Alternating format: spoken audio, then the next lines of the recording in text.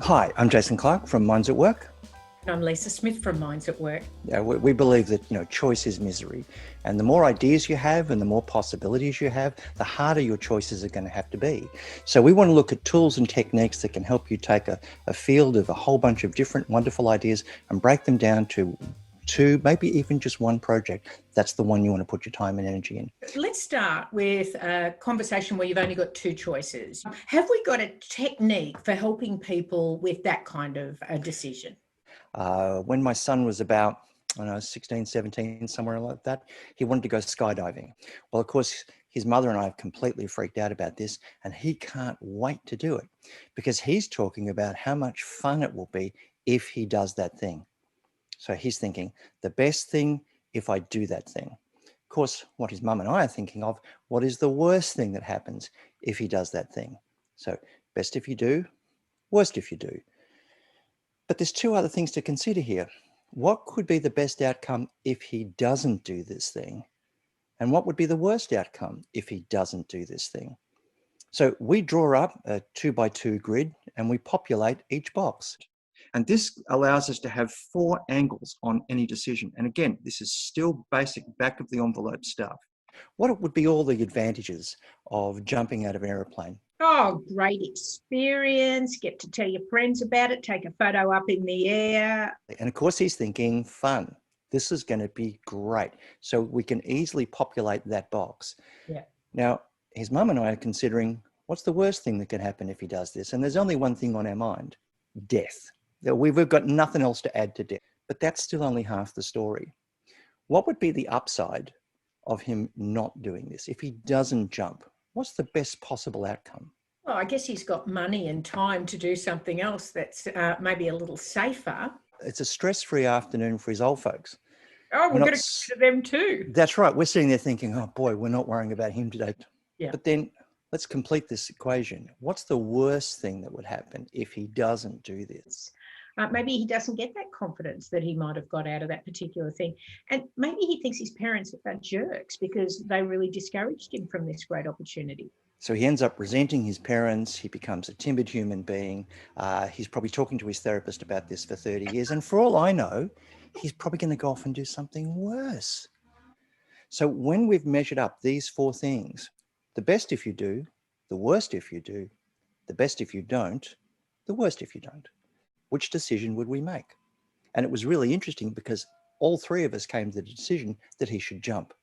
And I have used this tool to decide whether or not I need to buy extra toilet paper during a pandemic, right up into serious life and death decisions dealing with parents who were at the end of their life. We've had to make some extremely hard calls. We've made them on the back of an envelope using this exact same tool. How do you weight risk that might be a part of this? Do you have a tool for thinking about that? When people are afraid of risk, it's because they're afraid of the cost of the risk. What would happen if it goes wrong? But you've got to balance that against the odds of the risk. What are the chances of it going wrong? So the way I tend to think is in this little green wedge down the bottom here. Let's supposing that the cost of failure is monumental, death. But let's say the odds of that are almost negligible. Well, that's within that little green wedge. If the odds are low and the costs are high, it's worth doing. Conversely, if the odds are high and the costs are low, it's worth doing. The thing that I really should be avoiding are things where the cost is high and the risk is high. Do you see how this works? And to give you some examples, I'm pretty sure that none of you have taken out asteroid insurance. The cost of being hit by an asteroid would be the end of human civilization. But no one's worrying about that because it's actually a fairly unlikely thing. Similarly, if I got up at a karaoke night and made a fool of myself, the chances of that turning bad are almost 100%. But the cost of it going wrong, a little egg on my face, it's fine. But if I wanted to have a giant COVID-19 party, that is a high risk, high cost endeavor. So there's really only one risk we need to be concerned about. That is where the costs are high and the odds are high. It's a surefire disaster. Do not proceed. And anything in the middle, you need to pick it apart and have a little bit of a discussion. Have we got a tool to help in this space? I've got to pick from 30 things. Oh, what will I do? That instead of looking at 8 things or 80 things at once, look at 2 things at a time. It's really easy to put 2 things together and say, you know what, I'm going to compare this to that. I did this recently with the council elections. I looked at all of the candidates, read all the stuff and thought, no, I'm confused. I'm going to compare one to the other. So this one or this one, weigh those two up. That's a better choice. I'm discarding this one. Now let's pick a third one. How do they compare? Actually, that's better. Okay. And I would just work my way through it until I ended up with the choices that I wanted to make. So if you're bamboozled by choice, limit it to 2 choices at a time and just work your way through. Let's just reintroduce the value effort grid, Jace, just in contrast to the things we've already looked at today. Well, value effort, I love this grid because if you think about the word evaluate, the word value's in there. So you've got to actually define what value are you seeking? What is it you're looking for? And then you can start to make a comparison based on those values. Is it to build my business? Is it to transform society? Is it to show leadership? What is it I ultimately want? And then start to compare these things against those values. Which clients would increase my profile? So an increased profile might be one of the pieces of value. Would funding be another piece of value? Would developing my practice be another piece of the value? So you have that higher value, but then you work out what that criteria are for breaking down value so you can compare and contrast, say, those potential clients. We compare the values of everything before we even equate the effort. And there's a reason for that. If we decide that a project is low value, then I don't care about the effort. I don't care if it's easy. I don't care if it's quick. I don't want to do it because it's not valuable.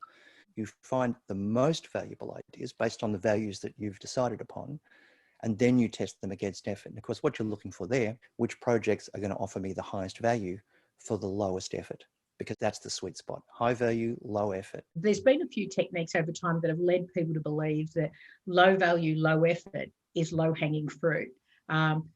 From our perspective, it is not. It is a waste, complete and utter waste of your resources. The low value, low effort is not low hanging fruit. It's fruit that's rotting on the ground. You may decide you want to begin with high value, low effort to get some runs on the board. And once you're starting to feel a little bit confident, you're starting to see the benefits of this process, then you might say, hey, how about I do high value, medium effort? Let's try something a little bit more ambitious. And who knows, you could be 3 or 4 projects in and you start to say, now I'm ready to try something high value, high effort.